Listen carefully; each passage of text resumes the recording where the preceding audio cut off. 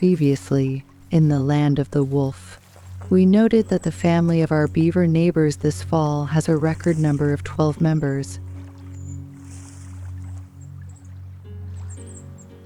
By some unlikely chance, there are also 12 of the Manatus. Finding White-Paws, Hiawatha, as well as 3 of the wolves born in 2010, filled us with joy, especially since Robin often serves as a guide to the new litter.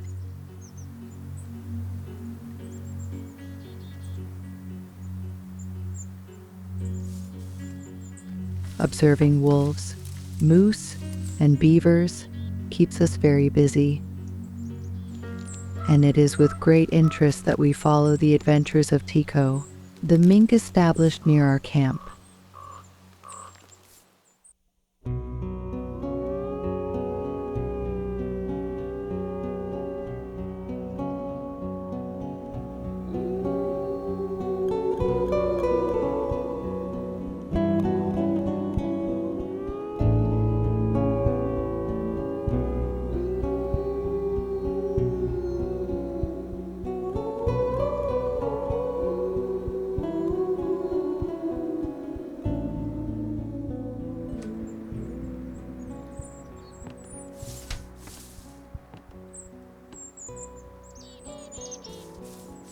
Tico, the American mink who is our mascot this year, has 2 good reasons to hunt around base camp: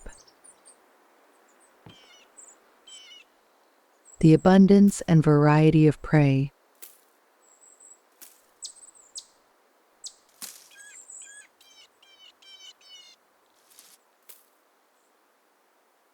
birds and small rodents have never been so numerous in breeding on the peninsula where our camp is located.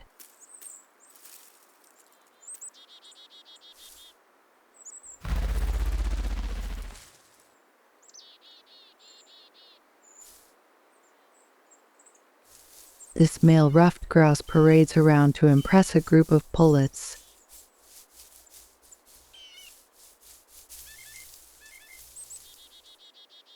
Will they remember this Casanova next spring, during the mating season?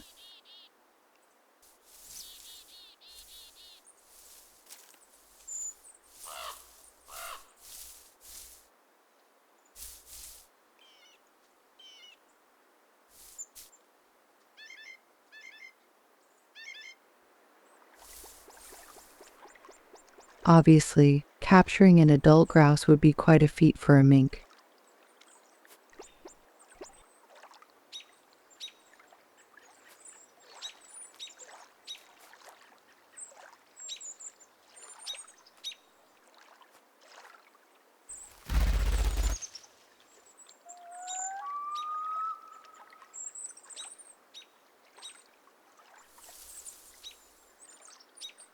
The woodland jumping mouse, a prey within the reach of the small mustelid.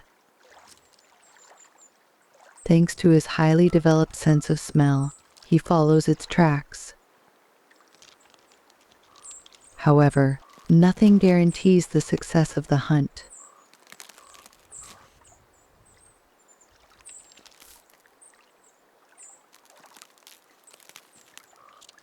Tico's snooping shows glimpses of his hunting skills.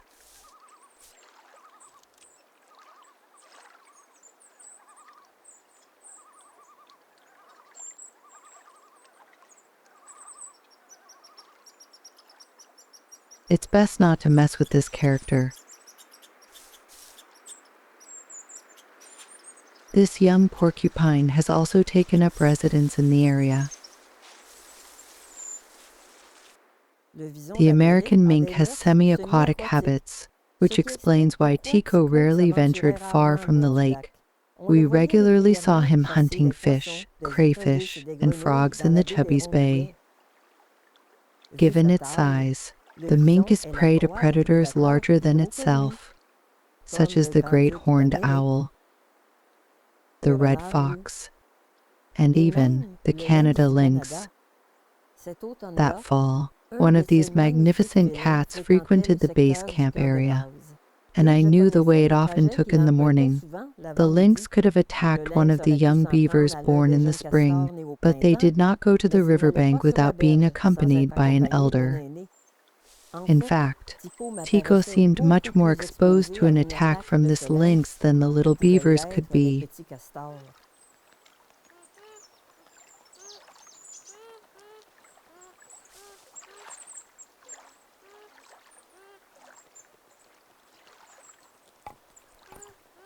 The calm of the early morning is favorable to the seasonal work of the chubby family, who accumulate provisions in a pile and seal the lodge before the arrival of the severe cold.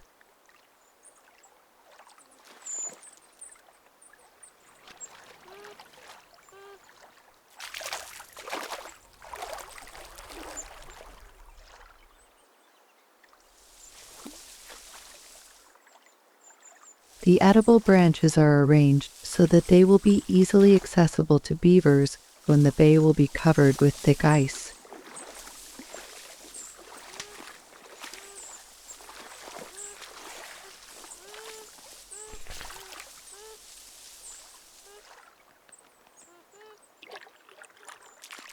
To do this, the beavers hoist heavy waterlogged trunks onto the pile, the weight of which pushes the food underwater, protected from frost.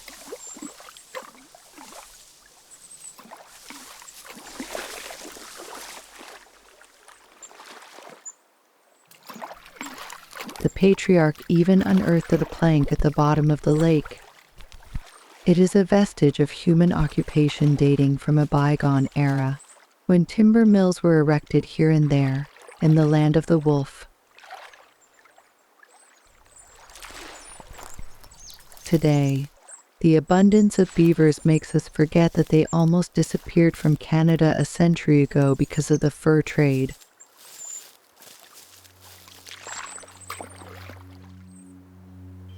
Not far from the bay is a clearing where large wildlife regularly circulates. The ideal place to have interesting encounters.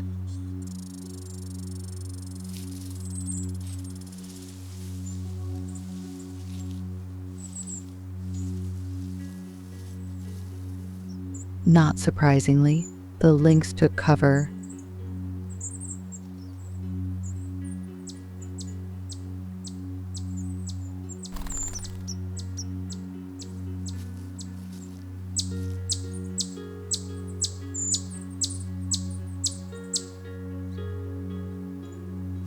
Back in front of me, the cat avoids fixing my gaze.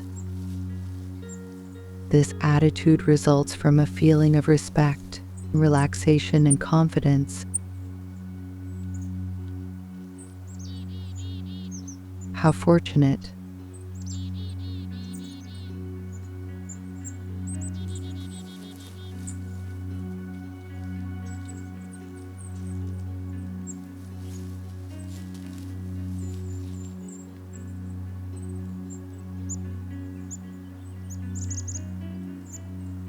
The lynx seems to hear something.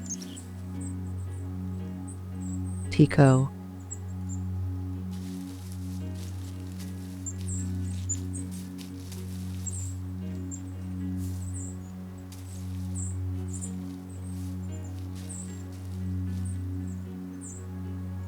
The cat missed a great opportunity to catch the mink,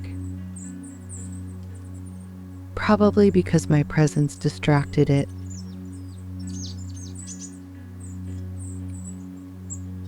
However, it allowed me to observe it very closely.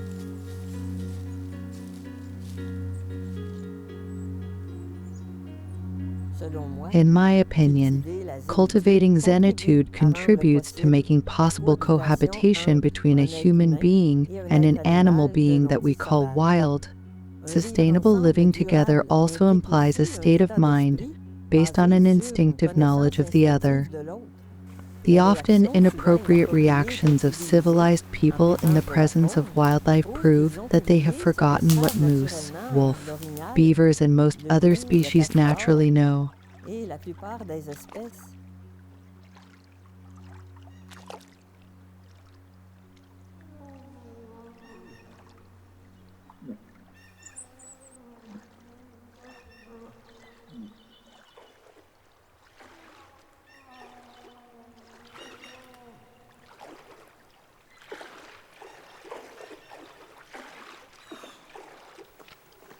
The vocalizations of moose and rut capture my attention as much as robins.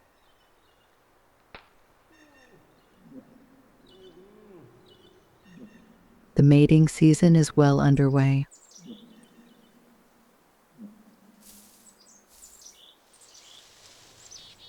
However, some gallants still dream of conquests.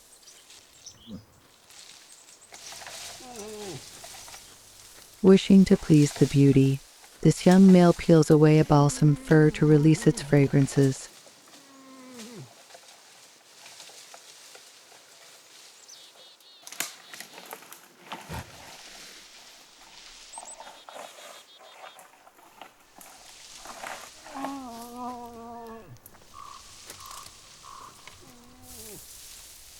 The rumor of the young couple's engagement spreads through the valley, arousing the covetousness of a handsome lord.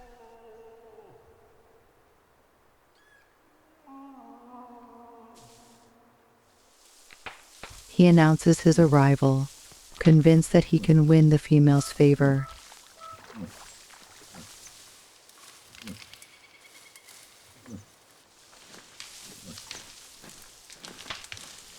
Such haste piques Robin's curiosity. He begins to follow him discreetly.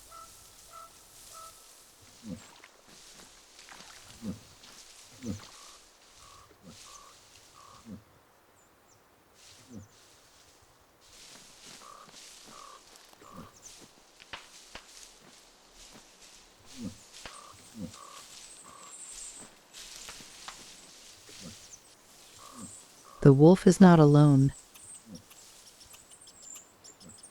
He teaches his younger sisters, Grisette and Anouk, that they must track the king of our forests while being wary of his antlers, which can inflict fatal wounds.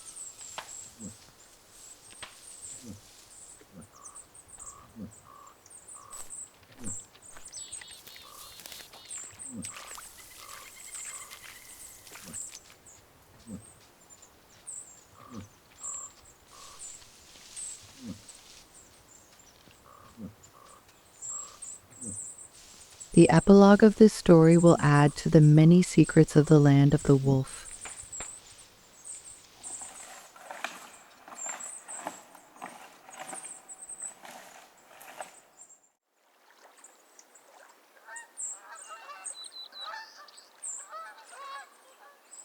The end of the day looks promising.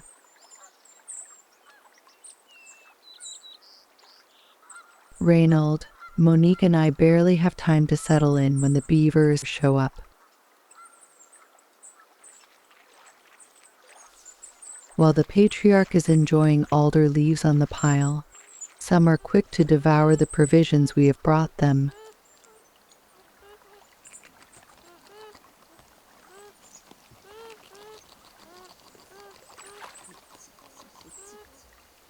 We chat. We listen to each other. We enjoy each other's company.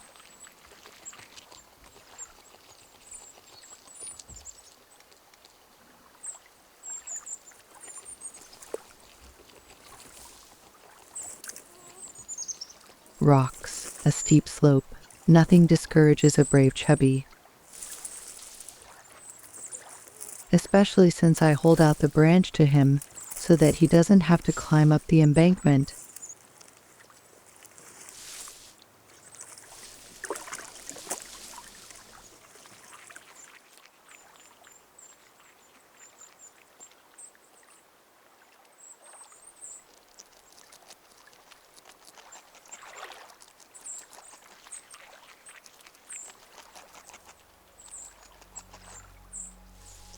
By avoiding sudden movements, I create a friendly atmosphere favorable to a rapprochement.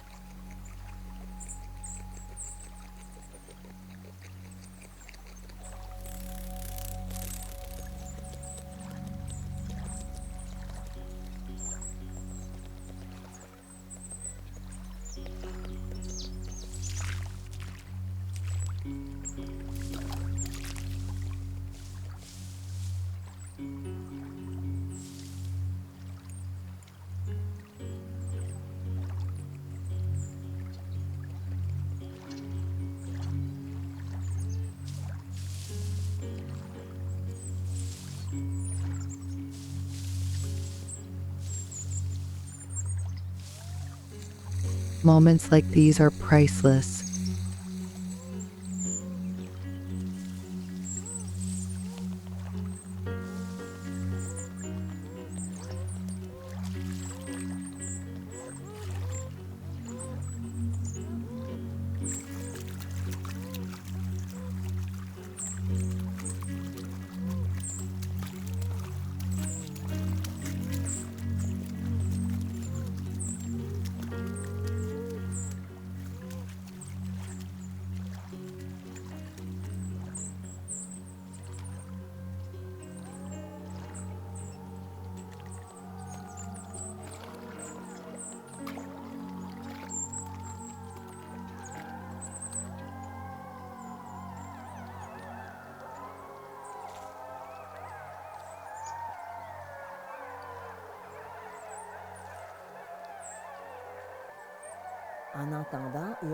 Hearing the wolves howl, we feared we had missed something important in the Valley of the Moose. My parents and I could not be in two places at the same time, with the beavers and the wolves. We thought about installing surveillance cameras. But why settle for following wildlife through this technology when all the possibilities of the wild world were open to us? The magic worked through the grace of our contacts, in every minute and every hour that we lived with our neighbours. The following evening, we went to meet the wolves. We realized once again the immense privilege granted to us by the Manatus. Who has the chance to admire a family of wolves roaming free in the wild for hours? Very few people, and we were one of those few.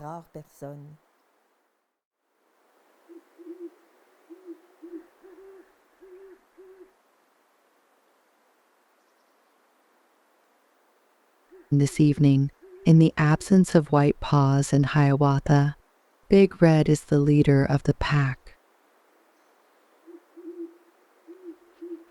They all seem to be waiting for their parents to return. The excitement heats up spirits and causes a conflict between Anouk and Grisette.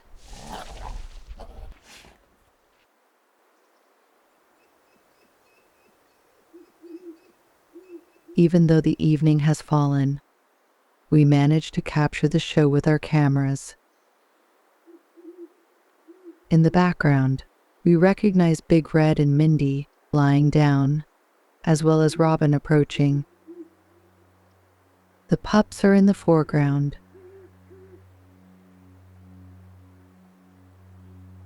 Big Red has just got up.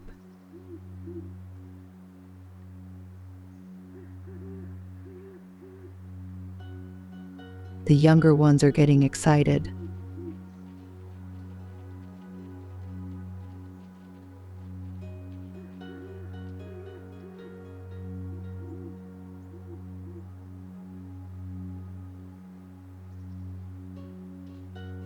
Suddenly, White-Paws arrives to the right of our lookout post.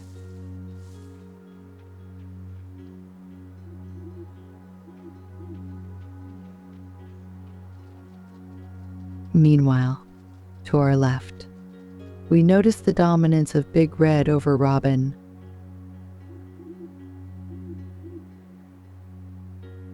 Our vehicle being parked sideways on the path, we find ourselves between White-Paws and her descendants.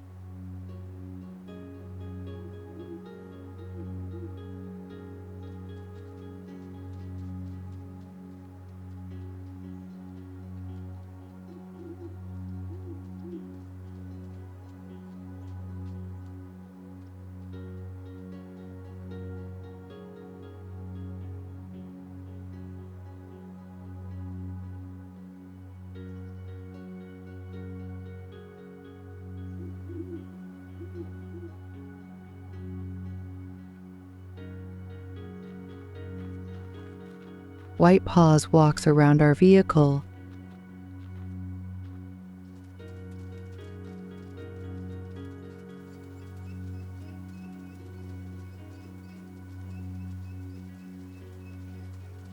The wolves have seen their mother. The reunion takes place about 10 meters from us.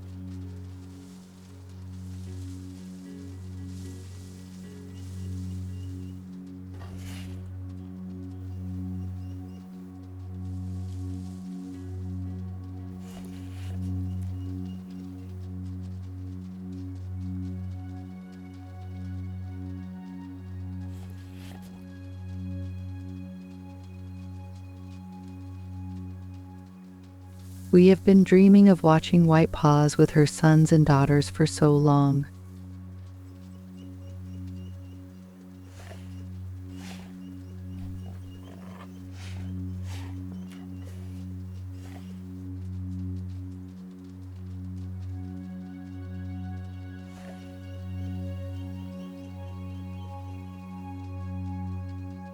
Interestingly, Robin and Big Red are still subservient to her, although they surpass her in size and strength.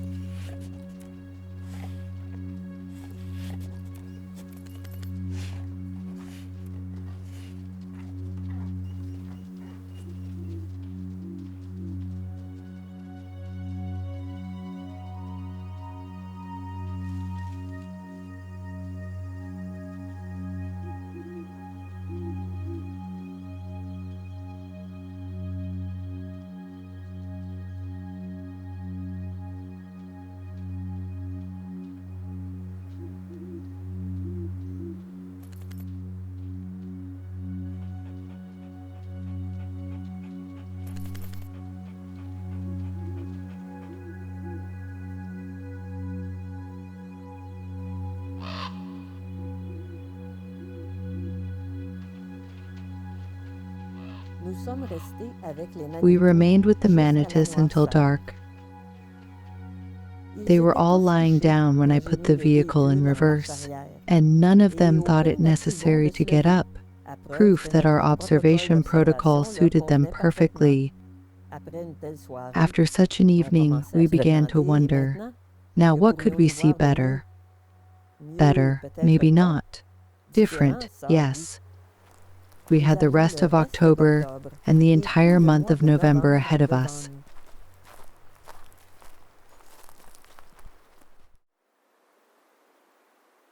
In the next episode, the enchantment of hoarfrost will make wildlife viewing more magical than ever.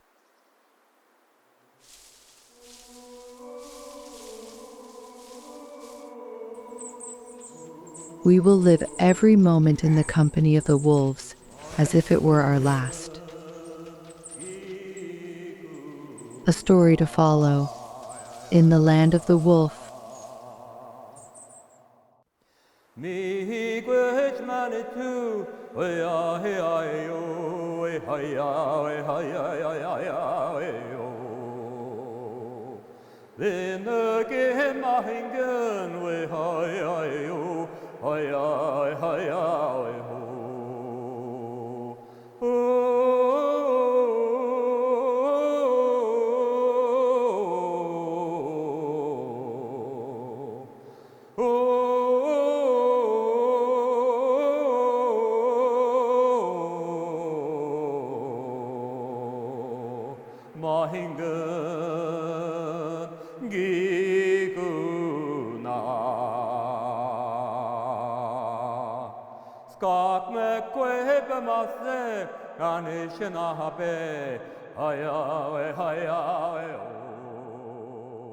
Mahinga